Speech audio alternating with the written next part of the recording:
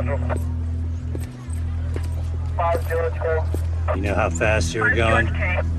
What? How fast you were going? I don't know. 10? 8.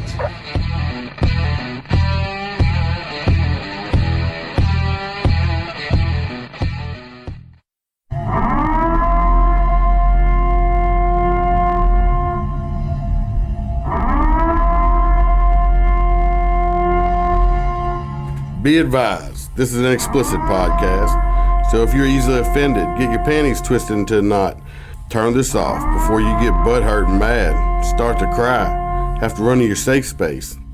All opinions are those of the host and his guest and do not reflect the opinions of any government agency. Welcome back to another episode of MOTORCOP Chronicle podcast. I'm your host, as always, the Iceman, in looped special effect, as you can see. Since I'm anonymous, it's easier for me just to loop myself than to sit here and talk with all that shit on my head. Hope everybody had a good week. Mine was, I guess it's a good thing when someone in law enforcement says they had an uneventful week. Nothing really major went on this week, so we're going to talk about some news stories that I did look up. Backed up a PD guy that was involved in a foot chase. Time I got there, of course, he had caught him already. I think the PD guy did have to go to the hospital and get a few stitches put in his hand. Not from fighting the bad guy, but I think they did go over several chain link fences, and he ended up cutting his hand open pretty good on a chain link fence. I think they were stopping to a group of guys to talk to him because they had got a report because someone called saying there was saw a gun or somebody had brandished a gun or something like that. I'm not sure. It was a police department call. We were just called to help because the guy was running. So, bad guy got arrested, went to jail, and PD guy's got a extra scar to tell a story about with his grandkids and kids, I guess, as they get old enough and he wants to tell it. So I did pull a girl over, and it's not funny, but I think she was about 20, 21 years old. She was young. Well, I get her information, come back with the citation to the car, and she is crying her eyeballs out. She is boo-hooing up a storm. Well, the tears don't negate me writing someone a ticket. If that's the case, I'd have to not write a lot of tickets when people cry, male and female. Yes, I have had males cry.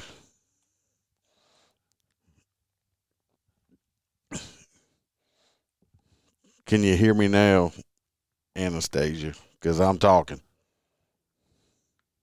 At first you wouldn't hear none, but you should hear some now.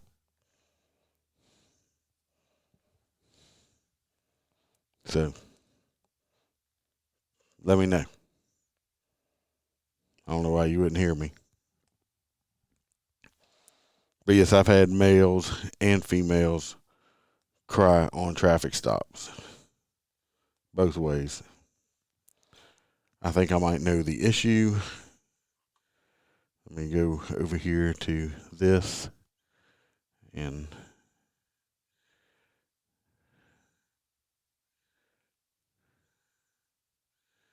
it's not going to be it.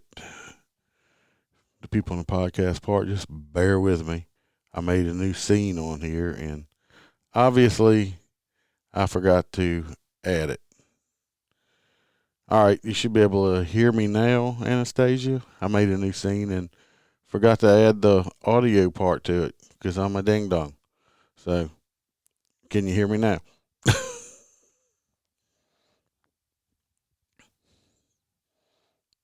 Hopefully y'all can hear me now anyway. Told you I'm not computer savvy. Well, Let me know if you can hear me now, Anastasia, and we'll pick up where I left off at.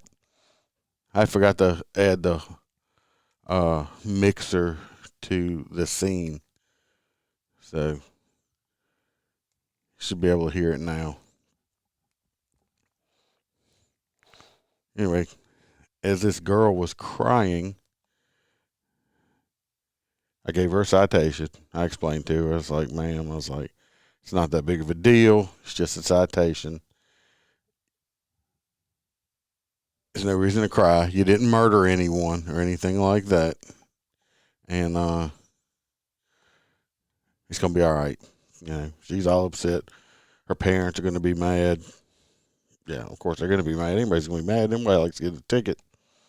So, anyway, I go back to my unit. I'm in the unit at the time. I go there, and so I leave my emergency lights on until the violator I just finished writing pulls away for safety measures. Well, I'm sitting there. Well, about 5 minutes later, I'm still sitting there. This female is still sitting in her car. I'm like, well, shit. If she don't leave, I sure enough can't write no more tickets because she's just sitting in front of me. So I exit the vehicle, go back up to her car, and she is in full-blown hysteric mode, boo-hooing, crying. So I'll probably spend another 5 or 6 minutes talking to her, calming her down, and went back to my vehicle. And about 2 minutes later, she finally did pull off.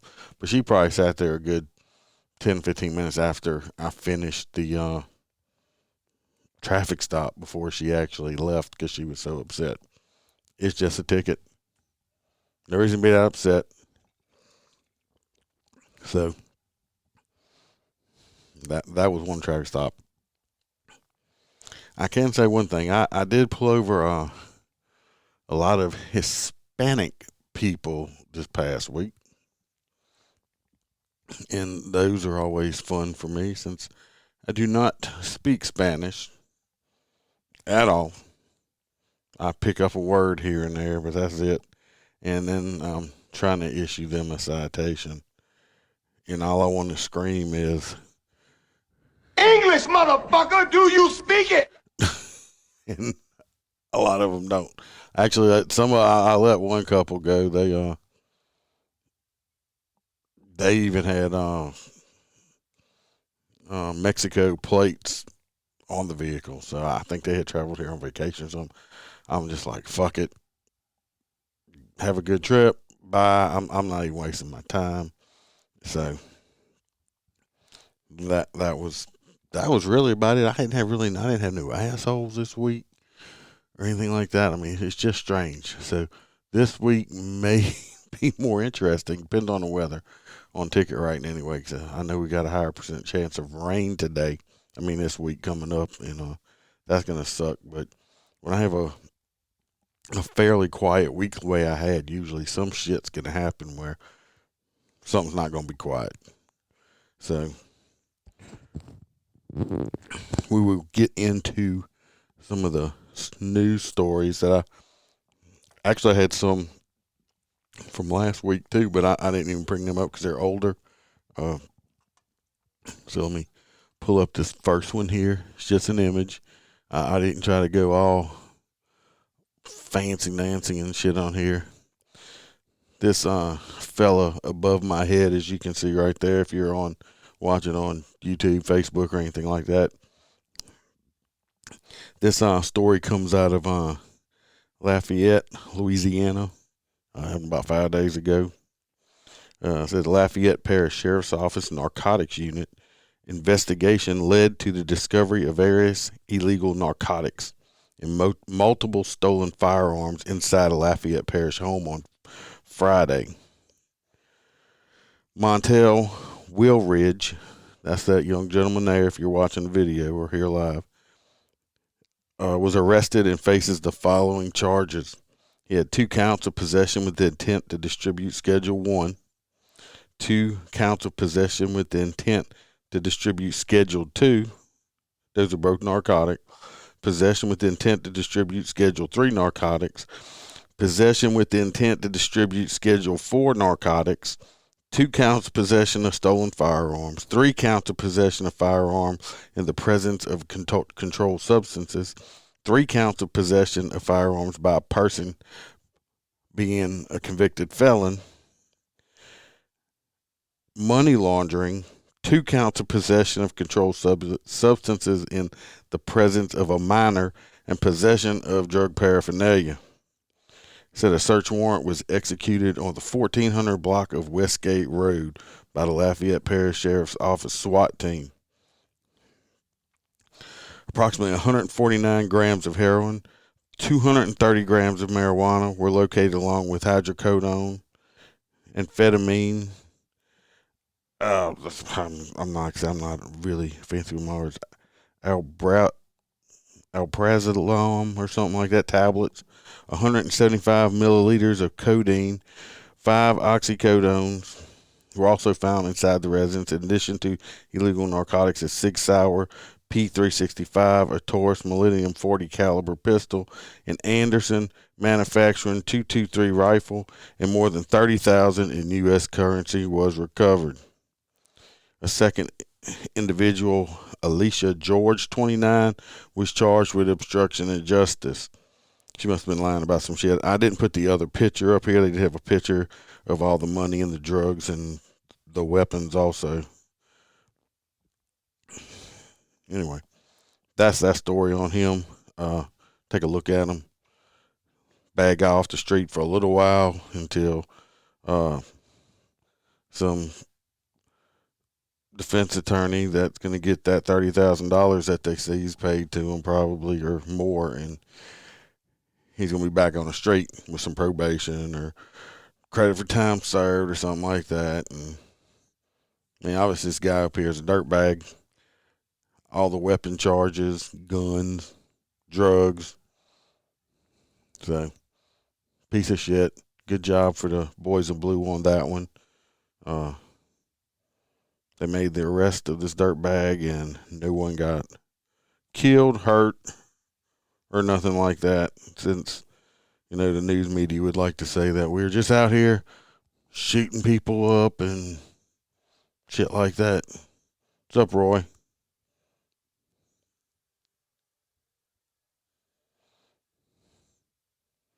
Well, it wasn't his pants, was it? Yeah, I agree with you, Roy. He's probably already back out on the street. So let's get rid of his ugly face. Bye, bad guy. He gone. So we're gonna do the next one here. This piece of shit right here. Y'all see this guy right here, Richard Poozy or Pussy or whatever the fuck his name is. This guy. This guy's not. This news story is actually from outside the country. I try to stay local to the area I'm in. In Louisiana. Just in Louisiana in general. When I say area, I say Louisiana in general. But this, I believe, is from Australia. Y'all take a look at this piece of shit. He looks all happy and shit. Richard, we're just going to call him Richard Pussy. 42, pleaded guilty to outraging public decency after the incident in Melbourne, Australia. This happened last year. I think it just finished in court. Pussy was driving on a freeway when 4 cops pulled him over for speeding.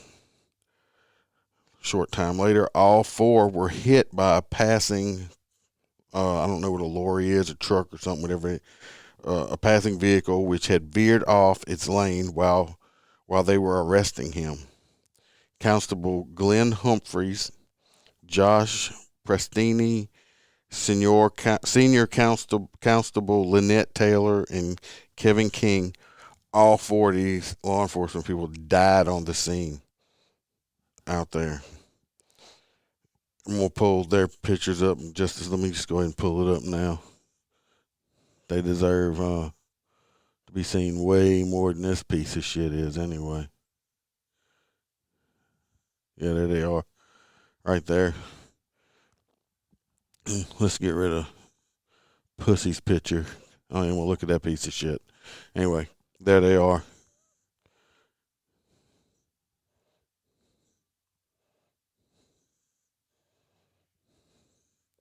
So let's say this right here. All right, we got their pictures up. I'm jumping in between two screens, so y'all bear with me. Let's get back to the story. He was at Pussy was driving on the freeway when 4 cops pulled him over for speeding off where he hit. We already did that. Said Pussy avoided the crash as he was standing a couple of meters away, but he pulled out his phone and started filming the tragedy for more than 3 minutes. He mocked and taunted Senior Constable Taylor while she was pinned under the vehicle. Footage from the officer's body cam showed in court showed Pussy saying, "There you go, amazing, absolutely amazing." He continued, "All I wanted was to go home and have some sushi," as he blamed the officers for ruining his Porsche. Just reading this again is pissing me off. I'm just saying, this piece of shit motherfucker. Hello, Steve. Glad you could join me. Experts said Senior Constable Taylor was still alive as this piece of shit was filming her. I can't pronounce the driver of this vehicle. The driver of the truck was also pleaded guilty to charges of culpable driving causing death. He was expected to face a court hearing later this week, according to the BBC. Pussy was arrested at his home after the crash. He was first charged with speeding, drug possession, and reckless conduct offenses, but police discovered Pussy's horrifying video and that he had shared it amongst his friends. His comments in the footage that he had sparked public outrage, with Victoria's police minister condemning them as completely sickening. Local media reported that the offense outraged public decency and was rarely prosecuted in Australia. He's due back in court March 31st. Hopefully they give these Mr. Pussy some time. These 4 officers lost their life doing their job, and he fucking gonna pull his phone out and videotape it and mock them because he wanted to go fucking eat sushi and his Porsche got fucked up. Fuck Mr. Pussy right in his ass. I hope he goes to prison and he gets fucked in his ass and he can have a man pussy after that. Anyway, I read that one. That shit pissed me the hell off. So if you're watching on video or on live feed, you can see all 4 officers' faces there that lost their lives doing their job. And I'm not pulling up the dirtbag's picture again. He got enough screen time with me, so fuck him. So that's that one. That shit pisses me off like that. I don't know why I read shit like that sometimes. You ever just read shit that you just like, I shouldn't have read it? That's one of them. This next one here is a little aggravating too, as y'all can see. Get to the story.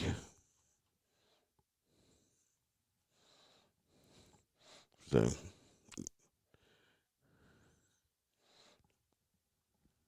see that little baby and stuff up there. This story sucks balls too. This is wasn't a Louisiana story, but it's one of them that pissed me off when I read it. Anyway, the headline on this one, I think, is out of California. It was toddler died as the mother left her in the car with the heat on while she was having drinks with a friend in another car. Okay. Yeah, you read it right. She did. She has been sentenced to prison. That'll be in the next story. That's that pretty little girl that died. That's the piece of shit mom right there that left her kid in a car. And when y'all hear how long she left her in there for, there's a whole lot more. You'll see. It's fucked up. No, you probably don't want to hear it, Roy, but you're going to hear it anyway. So you have to stick your fingers in the ear. This mother from California left that pretty little 2-year-old daughter in a car with the heat on while she was having drinks with a friend in a car close to hers. According to reports, the mother got drunk with her friend and fell asleep for more than 5 hours. This bitch supposedly got drunk and passed out for 5 fucking hours. Yeah, I've been drunk before. Passed out for 5 hours. This bitch doing something else besides drinking, and she's passed out. She's probably using drugs or something. I don't believe that part of it. Unfortunately, that little girl right there died. The little girl's name was June. Her name's June. I don't know what her last name was. She was left alone in her mother's car for 5 hours with the engine running, the heat turned on, and the windows were rolled up. She died in September 2019 after she was found unconscious in the car and transferred to the nearest local hospital for treatment. Unfortunately, the efforts to revive her were unsuccessful. Anna, the bitch right there, next to the picture of the little girl, the mother of the girl allegedly told the police that she left her daughter buckled up in the baby seat, turned on the heat on. She added that she was drinking with a friend in a car just close to hers, but eventually she got drunk and fell asleep. 5 hours later, when Anna woke up, she rushed to the car. When she opened the door, she saw vomit on the child's clothes. The child was unconscious, and she was in there with that heat on so long that the little girl had burns on her face, chest, and arms. You know how hot that must have got for that the heater set to burn this little child? Said she then took her daughter out of the car and applied a spray on her to cool her down. EMTs noted the toddler's body's temperature at the scene was 107.5. This was after the mom attempted to cool the child down.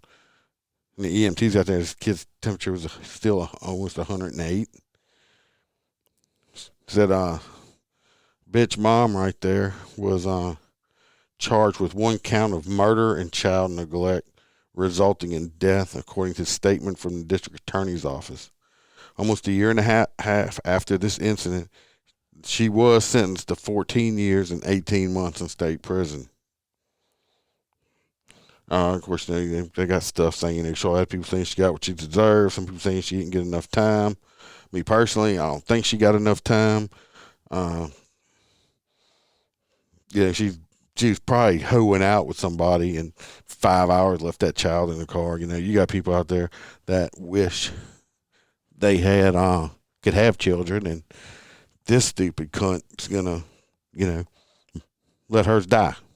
Yeah, it's probably fentanyl or something.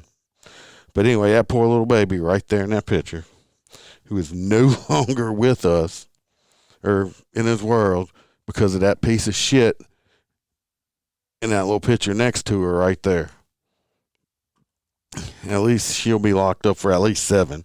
I don't know how California law works, but I mean, hopefully she'll do at least 50% of her time, if not more. They ought to fix her where she can't have babies anymore, because people like that shouldn't be allowed to have children. And she'll probably have 5 of them. Anyway, pretty little girl that died for no good reason, because her mom's a no good, probably dopehead, whoring ass drunk.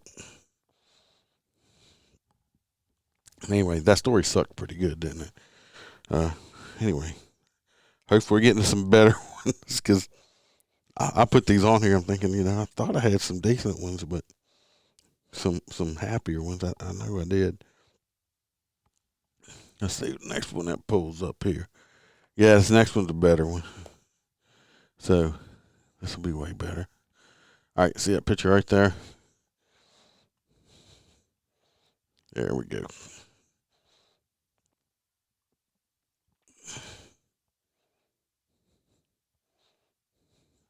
I know it's California, Roy, and yes, I do want to violate her right to reproduce. You're right, I do.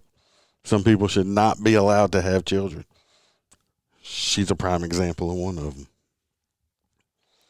All righty, this one is a much better story.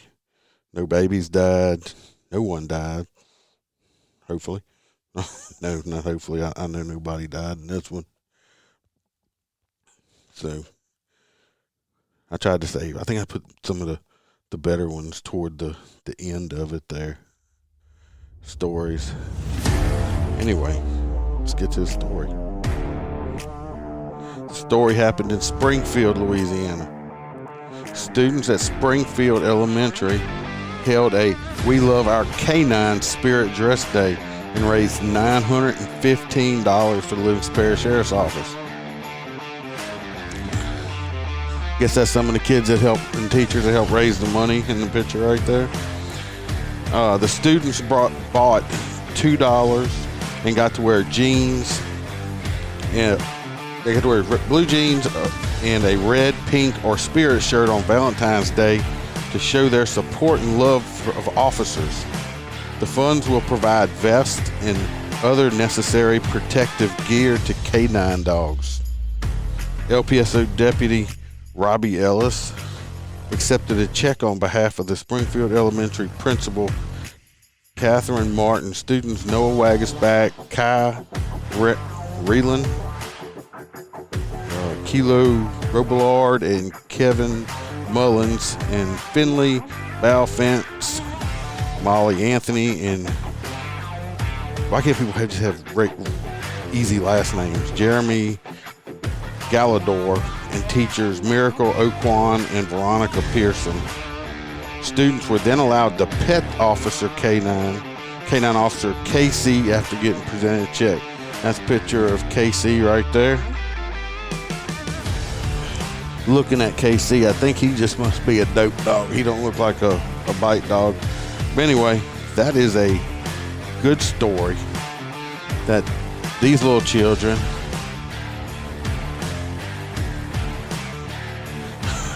why would Steve have a pic of him and his dog?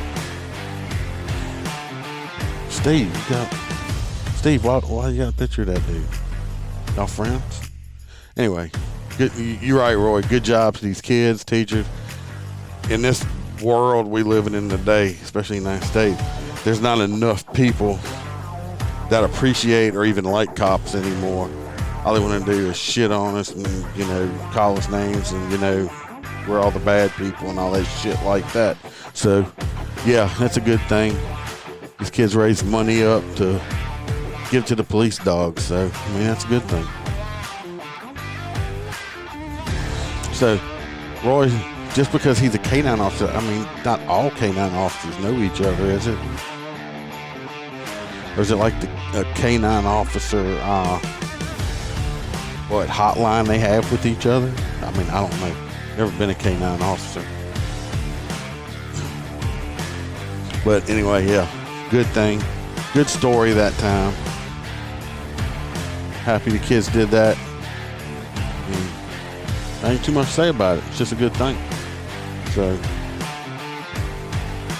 let's see what we got next. Looks like I'm going to do these pretty quick.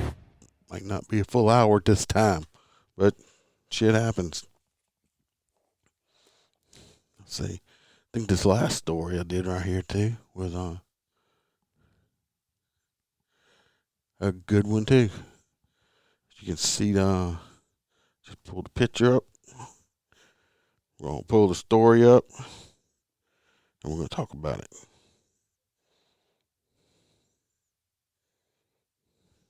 There it is. And here's the story. This man right here is a Texas state trooper. He's a veteran Texas state trooper. And he saved 3 people's lives from a fiery crash. That looks like a hell of a fiery crash. You can see it. That is a picture. While he was off duty. The headline on this story says veteran Texas trooper saves 3 people from fiery wreck while off duty. Where's the media? Gotta agree with you on that one. I'm gonna tell you where the media at. Yeah, they not putting this shit out because they don't give a shit when cops do good shit.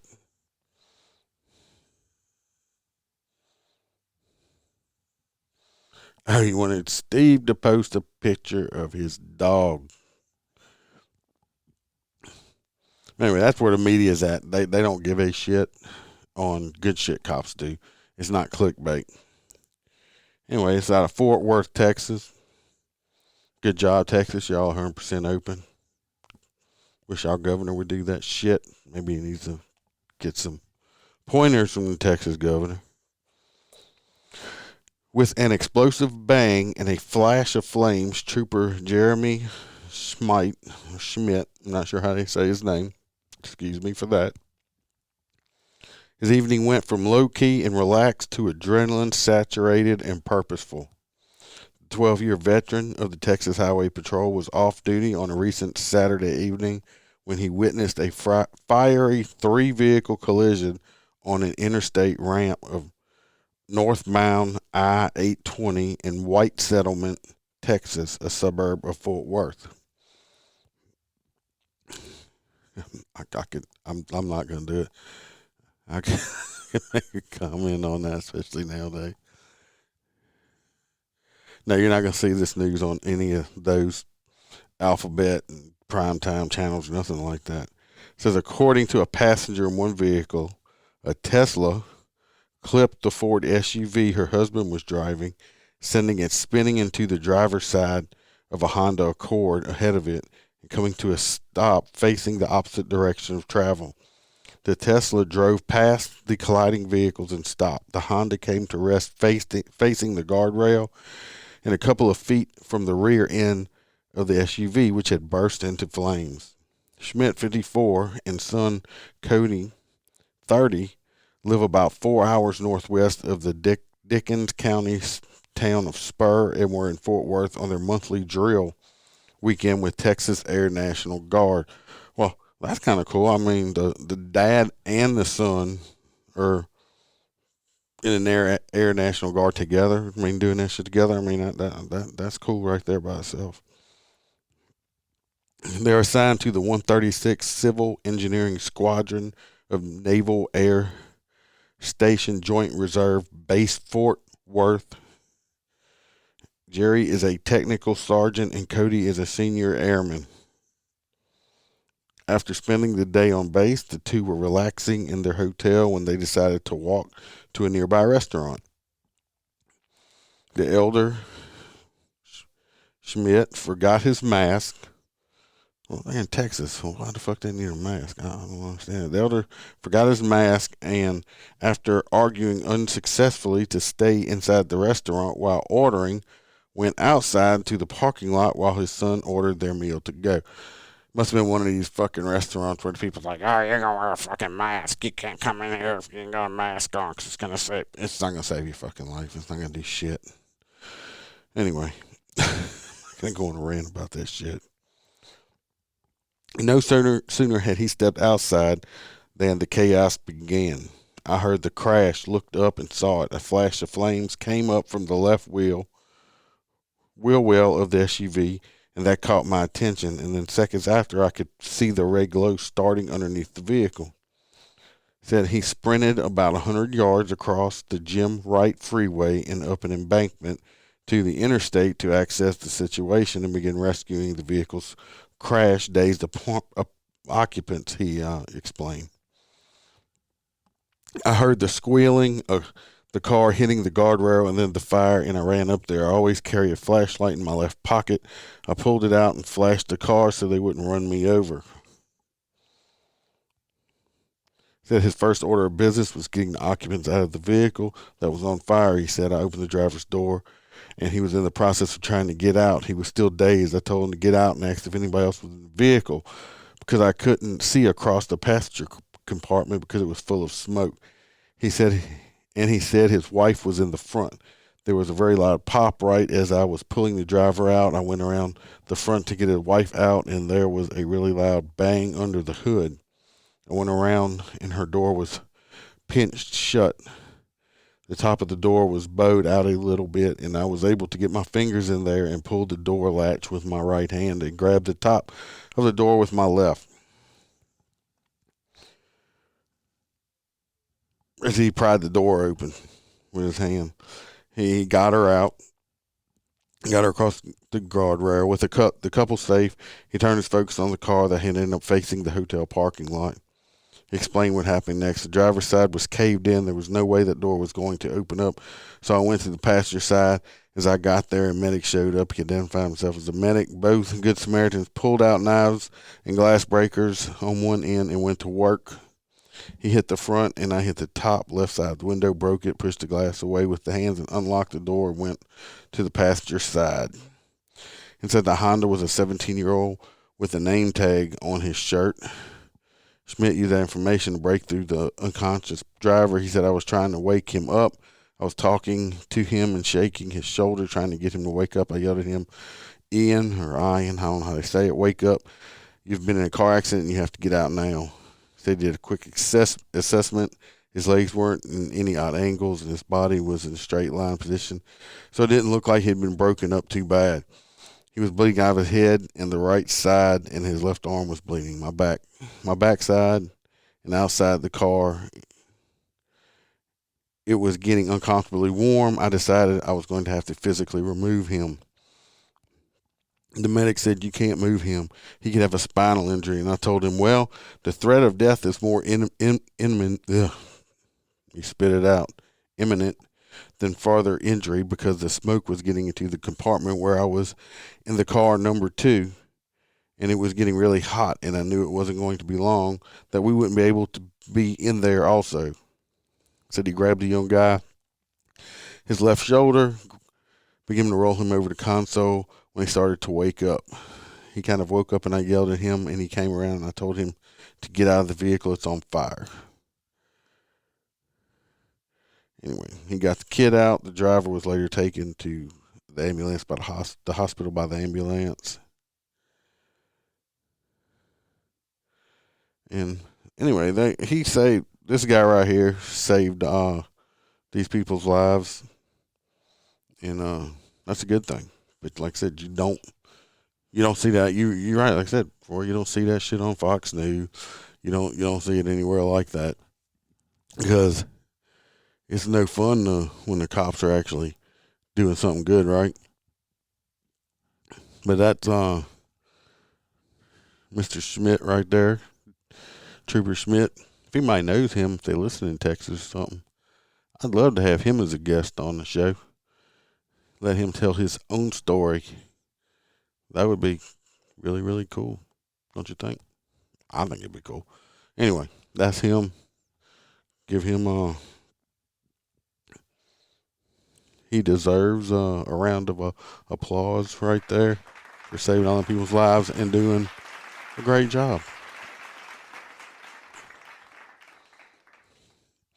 So that's all the stories I have for today. That's all I could think of. That's all I came up with. So, like I said, fortunately, I did have a fairly uneventful week. Besides the girl crying, a bunch of Hispanics that didn't speak English, and backing the guy up. Nothing real happened. So, I don't know. Y'all, like I said, y'all know some people that want to be some guests, would like to be a guest. Like I said, you don't have to be close. We can do it over the telephone, or I can try to figure out how to do the Skype shit or something. We need to get I don't know if he's even still on here. Old Steve wants to be a guest or whatever. Like, you got any friends that want to be guests? Send them my way. Send me an email. If you got stories and just want me to read your stories, like I said, 'cause I'm so articulate. That's not true. I am not articulate.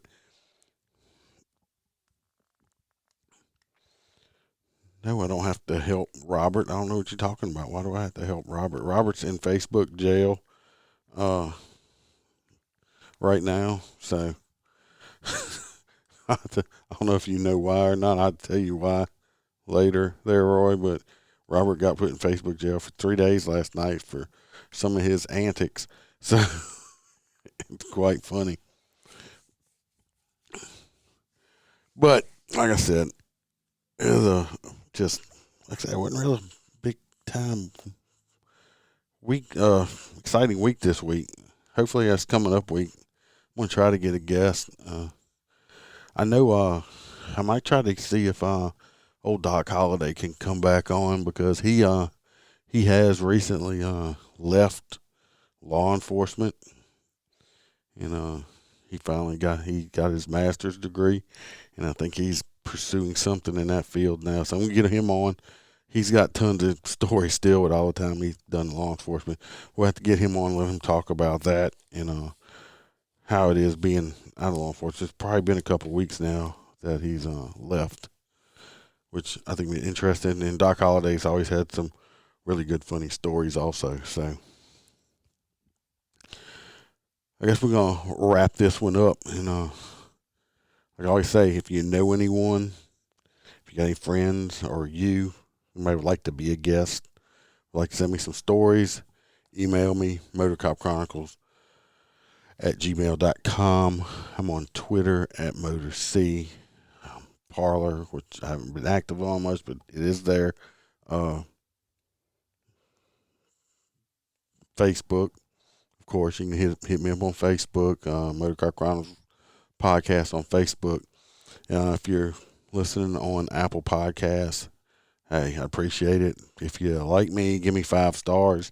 If you don't like me, give me 1 star. If you give me a 1 star, I'll at least have enough balls to go in there and write down what you hate about me. I'd like to know one way or another why you don't like me or why you do like me. And it also helps with the algorithm. We're on YouTube. I am going to work on something coming up this week, trying to use Restream. I think you can do several platforms at once. So I think you can go live like on Facebook, YouTube, Twitch, and all these places at the same time. So might give that a shot too. I got to work on that. So wish me luck on that one. Like I said, and if you want to be a guest, hit me up. You don't have to be in law enforcement. You can be a veteran, EMT, fireman, corrections, cops. I'd really like to get a bicycle cop on here. I think that would be very interesting. I don't know if I said that last time or not. I would really like to have a bicycle cop. See what kind of training they go through on the bicycles.